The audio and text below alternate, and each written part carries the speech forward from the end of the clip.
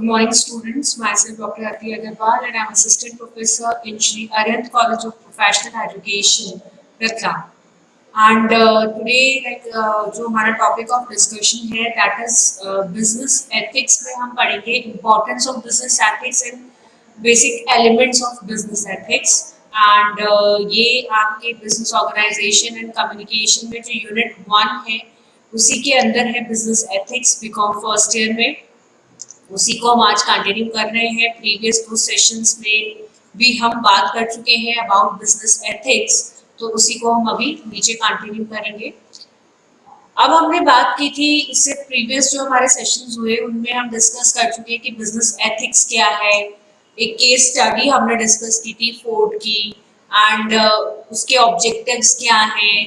तो ये सब हम ऑलरेडी बिजनेस एथिक्स में कौन कौन सी जो अनएथिकल प्रैक्टिसेस होती हैं, ये सब हम अबाउट बिजनेस एथिक्स पढ़ चुके हैं. Now today we are going to discuss about the opinion of about the importance of business ethics, कि how like business ethics is important for an organization and for business, और business ethics को अगर हम implement करते हैं या business ethics को अगर कोई organization follow करता है तो उसको क्या क्या फायदे होते हैं उस business ethics को follow करने के.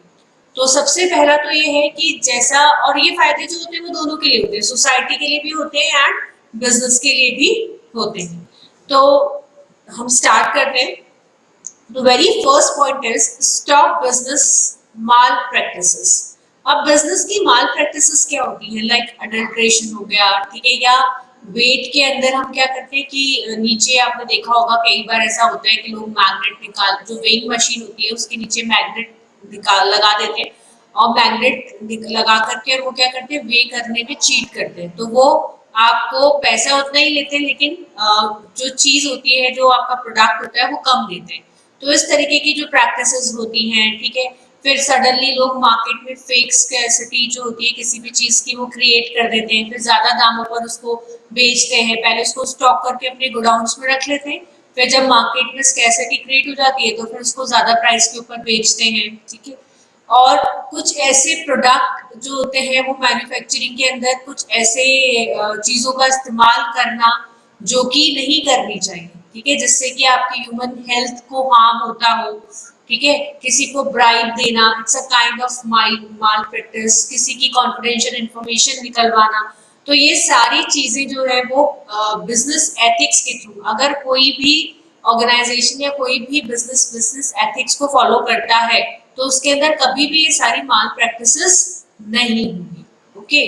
Next is improve consumer confidence. Obviously but obvious है, अगर कंज्यूमर को ये सेटिस्फेक्शन है और पूरा ट्रस्ट है कि आप उसको क्वालिटी गुड्स दे रहे हैं और जो गुड्स एंड सर्विसेज आप दे रहे हैं उसको किसी भी तरीके का कोई हार्म उससे नहीं होगा, ठीक है, जो प्राइसेस वो आपको पे कर रहा है वो फेयर है, ठीक है, यानी जो आप उसको चीज दे रहे हैं, जिस क्वालिटी की चीज दे रहे हैं उसके अगेंस्ट जो प्राइस आप उससे चार्ज कर रहे हैं दैट इज फेयर, तो वो उसका एक कॉन्फिडेंस अपने आप आपके अंदर बना हुआ रहेगा और वो आपके प्रोडक्ट को प्रेफर भी करेगा. और क्योंकि उसका कॉन्फिडेंस है, उसको ट्रस्ट है कि आप उसके साथ में कोई भी चीटिंग नहीं कर रहे, तो वो क्या करेगा कि आपके प्रोडक्ट के बारे में दूसरों को भी कम्युनिकेट करेगा. तो आपके लिए आपका माउथ रेफरल का काम भी करेगा, ठीक है. फ्री में आपकी क्या करेगा, पब्लिसिटी करेगा, फ्री में आपका एडवर्टीजमेंट करेगा. तो ये भी क्या करता है, ये तब होगा जब एक कंज्यूमर का आपके अंदर कॉन्फिडेंस बढ़ेगा, ठीक है. Survival of business. बिजनेस के सर्वाइवल के लिए इट इज वेरी एसेंशियल आप बिजनेस एथिक्स को फॉलो करें. अगर आप बिजनेस एथिक्स को फॉलो कर रहे हैं तो इससे क्या होगा कि आप लॉन्ग टर्म में सर्वाइव कर सकते हैं, ठीक है. लेकिन अगर आप बिजनेस एथिक्स को फॉलो नहीं कर रहे हैं तो जो सोसाइटी में आपका सर्वाइवल जो होगा it is very difficult. Protecting consumer rights. Consumer rights मतलब कि अभी हम बोले तो कंज्यूमर के भी कुछ राइट्स होते हैं.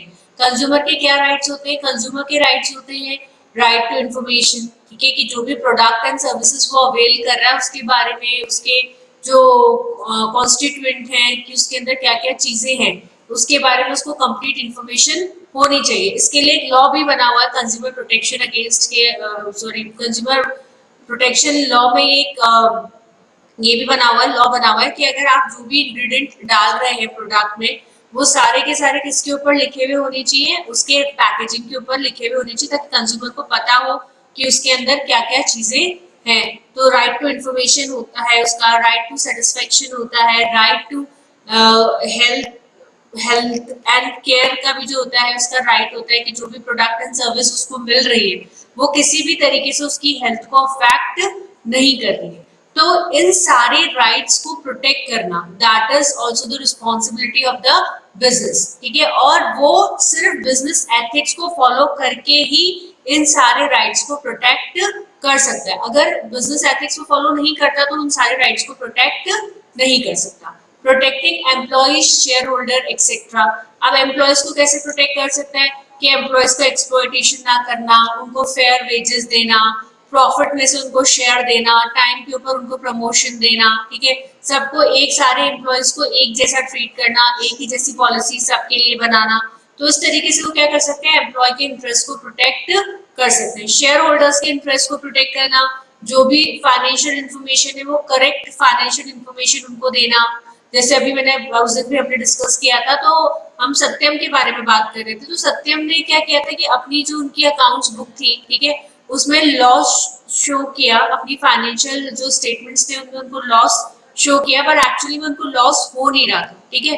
तो इसकी वजह से क्या हुआ, जो शेयर होल्डर्स थे उनके पास में गलत इन्फॉर्मेशन गई, उनको डिविडेंड वगैरह नहीं दिए गए, दैट वाज एब्सोल्युटली रॉन्ग, ठीक है। तो इस तरीके की कोई भी अनएथिकल प्रैक्टिस नहीं होनी चाहिए। अगर शेयर होल्डर ने आपके यहाँ पैसा लगाया, इन्वेस्ट किया है, तो इस एक्सपेक्टेशन से किया है कि उसके ऊपर आप उसको रिटर्न भी देंगे, ठीक है। तो अगर वो ओनर ऑफ द बिजनेस है तो जो प्रॉफिट हुआ है उस प्रॉफिट में उसका भी शेयर है। तो आपको इस तरह की किसी भी एक्टिविटी में इन्वॉल्व नहीं होना है बिजनेस को। Develop good relations between business and society. अगर आप बिजनेस एथिक्स को फॉलो करते हैं तो बिजनेस एथिक्स को फॉलो करके एक अच्छा रिलेशनशिप बन जाता है। जो भी बिजनेस एथिक्स को फॉलो करता है या एथिकल बिहेवियर शो करता है, उस बिजनेस के साथ में एक लॉन्ग टर्म रिलेशनशिप अपने आप ही सोसाइटी बनाना प्रेफर करती है। Create good image of business. Business की ऑब्वियसली अगर आप बिजनेस एथिक्स को फॉलो कर रहे हैं तो उससे आपकी एक इमेज बनेगी, ठीक है, कि आप जो है वो ट्रस्टवर्दी हैं, ऑनेस्ट हैं, ठीक है। और आप सोसाइटी को किसी भी तरीके का कोई हार्म आपका प्रोडक्ट नहीं पहुंचाता है, तो ज्यादा से ज्यादा लोग जो होंगे वो आपसे एसोसिएट होने की कोशिश करेंगे। Smooth functioning of business. जैसे जितनी भी एंटिटी है, लाइक कोई कंज्यूमर हो गया, एम्प्लॉय हो गया, शेयर होल्डर हो गया, उन सब का अपना इंटरेस्ट होता है बिजनेस के अंदर, ठीक है। अगर वो सब आपके बिजनेस से सेटिस्फाई हैं, उन सब के इंटरेस्ट फुलफिल हो रहे हैं, तो वो आपको आपके बिजनेस को स्मूथली रन करने में आपका सपोर्ट करेंगे। बट इन केस अगर उनमें से कोई भी एंटिटी ऐसी है जो कि डिससेटिस्फाई है, ठीक है, तो वो आपको फिर प्रॉब्लम क्रिएट करेगी आपका बिजनेस स्मूथली रन करने में। तो बिजनेस एथिक्स को फॉलो करके आप क्या कर सकते हैं, जितनी भी एंटिटी है जो कि आपके बिजनेस से डायरेक्टली और इनडायरेक्टली जुड़ी हुई है, उन सारी एंटिटी को सेटिस्फाई कर सकते हैं, जिससे कि आपका बिजनेस स्मूथली रन करेगा। Consumer movement. कंज्यूमर मूवमेंट क्या है कि अभी हम देखते हैं कि लाइक आवर इकोनॉमी जो है दैट इज ग्लोबलाइज्ड, और एक कंट्री की इकोनॉमी दूसरी कंट्री से जुड़ी हुई है, कंज्यूमर का मूवमेंट बहुत ज्यादा है, ठीक है। इसकी वजह से क्या हो गया है कि अभी कंज्यूमर के पास में मतलब उनके पास में इंफॉर्मेशन भी ज्यादा होती है, ऑल्टरनेट भी ज्यादा होते हैं, चॉइसेस भी ज्यादा होती हैं, ठीक है। तो अगर आप बिजनेस एथिक्स को फॉलो और वो अपने राइट्स और हर चीज के बारे में अवेयर है, और ये जो मूवमेंट उनका होता है ना कंज्यूमर, इससे उनकी अवेयरनेस और इंक्रीज हो गई है, ठीक है। अगर उनको ये लगता है कि जो कुछ उनको मिलना चाहिए आप उनको नहीं प्रोवाइड करवा रहे, तो फिर क्या होगा कि कई बार तो कंज्यूमर क्या करता है कि आपके अगेंस्ट कोर्ट में भी चला जाता है, ठीक है। जैसे सपोज करो कई जगह के ऊपर जैसे एक एमआरपी का एक्ट बना हुआ है कि यूनिफॉर्म एमआरपी आप चार्ज करेंगे, जो भी एमआरपी पे प्राइस लिखा हुआ है, बॉटल की एमआरपी है या किसी भी चीज की एमआरपी, उससे ज्यादा आप चार्ज नहीं करेंगे। तो कंज्यूमर को ये राइट, ये इन्फॉर्मेशन उसके पास है, ठीक है। अगर आप उससे ज्यादा उससे चार्ज कर रहे हैं तो क्या करेगा, आपको स्यू कर देगा कोर्ट में, ठीक है। कोर्ट में स्यू करने के बाद क्या होगा कि आपको उसको जो है वो पैसा भी देना पड़ेगा, हो सकता है कि आपके अगेंस्ट और भी पेनल्टी चार्ज की जाए या आपके लाइसेंस वगैरह ले लिया जाए। तो ये सारी एक्टिविटी जो है वो क्यों है, क्योंकि कंज्यूमर की अवेयरनेस जो है वो बढ़ गई है। तो हम उसको अब आसानी से कोई भी बिजनेस कंज्यूमर को चीट नहीं कर सकता है। कंज्यूमर सेटिस्फैक्शन, ऑब्वियसली उसको क्वालिटी गुड्स मिल रही है, ठीक है, उसके सारे जो राइट्स है, आप एक बिजनेस उसको सेफ गार्ड करके चल रहा है, ठीक है, तो उस बिजनेस के लिए अपने आप ही उसका सेटिस्फेक्शन लेवल क्या हो जाएगा, बढ़ जाएगा। इंपॉर्टेंस ऑफ लेबर, लेबर का किसी भी तरीके से वो क्या होता है कि सबसे इंपॉर्टेंट एसेट होता है आपका, आपकी लेबर है ना, ह्यूमन रिसोर्स, ठीक है।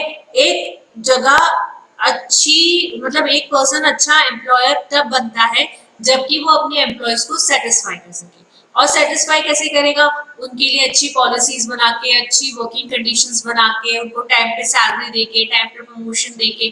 तो ये इससे क्या होता है कि अगर आप ये सारे एथिक्स फॉलो कर रहे हैं, ठीक है, बिजनेस एथिक्स फॉलो कर रहे हैं, तो आपका जो एम्प्लॉय है वो भी आपके साथ में क्या रहेगा, सेटिस्फाई रहेगा। बिजनेस एथिक्स हेल्दी कंपटीशन को प्रमोट करते हैं, मतलब यहाँ पर कंपटीशन जो होता है ना वो इस तरीके का होता है कि हम एक दूसरे से कॉम्पीट करते हैं, लेकिन किसके ऊपर, प्रोडक्ट्स के ऊपर, प्रोडक्ट की क्वालिटी के ऊपर, ठीक है, इन सब चीजों पे हम एक दूसरे से कॉम्पीट करते हैं। हम किसी के साथ अनफेयर मीन यूज नहीं करते, ठीक है। ये जैसे पहले ऐसा होता था कि लोग नेगेटिव मार्केटिंग करते थे, एक दूसरे के बारे में गलत बोलते थे या नेगेटिव एडवर्टीजमेंट्स करते थे, तो दैट वाज लाइक, ये कोई हेल्दी कंपटीशन नहीं है ना, वो एक कोई फेयर मींस नहीं है कॉम्पीट करने का। तो लेकिन बिजनेस एथिक्स को फॉलो करके अब आप क्या कर सकते हो कि कंपटीशन जो होता है वो भी हेल्दी रहेगा, ठीक है। ऐसी कोई भी काम, अगर बिजनेस एथिक्स आप फॉलो करते हो तो आप कोई भी काम ऐसा नहीं करोगे कि जैसे आपने मोनोपोली क्रिएट कर ली, ठीक है, या नई फर्म एंटर कर रही है तो आपने प्राइस अपनी सडनली कम कर दी ताकि उसको लॉस हो, वो मार्केट से आउट हो जाए। आप ऐसी कोई भी एक्टिविटी नहीं करोगे अगर आप बिजनेस एथिक्स को फॉलो करते हो तो जो कंपटीशन रहेगा वो अपने आप ही हेल्दी रहेगा। Next are the elements of business ethics, है ना। अब कौन कौन से एलिमेंट्स होते हैं, कंपोनेंट्स होते हैं बिजनेस एथिक्स के, या आप कह सकते हो कि कौन कौन से बिजनेस एथिक्स होते हैं जिन्हें फॉलो करके एक बिजनेस जो है वो स्मूथली रन हो सकता है, ठीक है, या अपनी सक्सेस जो है वो उसको अचीव कर सकता है। सबसे पहले ऑनेस्टी, ठीक है, एक बिजनेस के मैन के लिए ऑनेस्ट होना बहुत जरूरी है, ठीक है, हर चीज में ऑनेस्टी होनी चाहिए, है ना।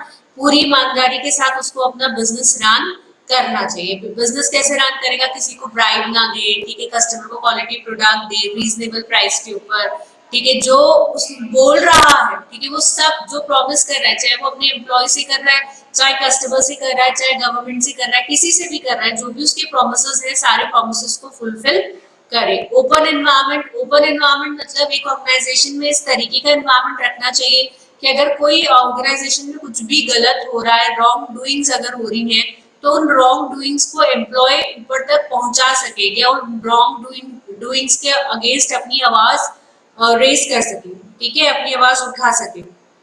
तो इस तरीके का एनवायरनमेंट होना चाहिए। कॉन्फिडेंशियलिटी, कॉन्फिडेंशियलिटी मतलब कि आपके कस्टमर की, आपकी जो सप्लायर्स है, मतलब आपसे जुड़ी हुई जितनी भी एंटिटी है, सबकी इंफॉर्मेशन जो होती है वो कॉन्फिडेंशियल होनी चाहिए, ठीक है। ऐसा नहीं कि आप अपनी इंफॉर्मेशन एम्प्लॉय, अपने कस्टमर की इंफॉर्मेशन किसी को भी जाकर के दे दें या अपने एम्प्लॉय की इंफॉर्मेशन किसी को, तो इस तरीके का नहीं होना चाहिए। जो भी एंटिटी आपसे जुड़ी हुई है, जो भी लोग, जो भी जो कंपोनेंट्स हैं वो आपसे जुड़े हुए हैं, उन सबकी कॉन्फिडेंशियलिटी को मेंटेन करना that is your responsibility. Technical integrity, technical integrity मतलब जो भी टेक्नोलॉजी आप यूज कर रहे हैं, ठीक है, you have to purchase that. क्या होता है कई बार हम लोग सॉफ्टवेयर यूज करते हैं लेकिन सॉफ्टवेयर का लाइसेंस वर्जन नहीं होता, ठीक है, ट्रायल वर्जन ही लोग यूज करते रहते हैं। तो उससे क्या होता है कि किसी बिजनेस को लॉस हो रहा है and this is ethically wrong, ठीक है। अगर आप सामने वाला चाहे तो आपके अगेंस्ट एक्शन भी ले सकता है, ठीक है। तो इस तरीके का कोई भी काम अगर हम सॉफ्टवेयर वगैरह यूज करें तो हमारे पास उसका प्रॉपर लाइसेंस होना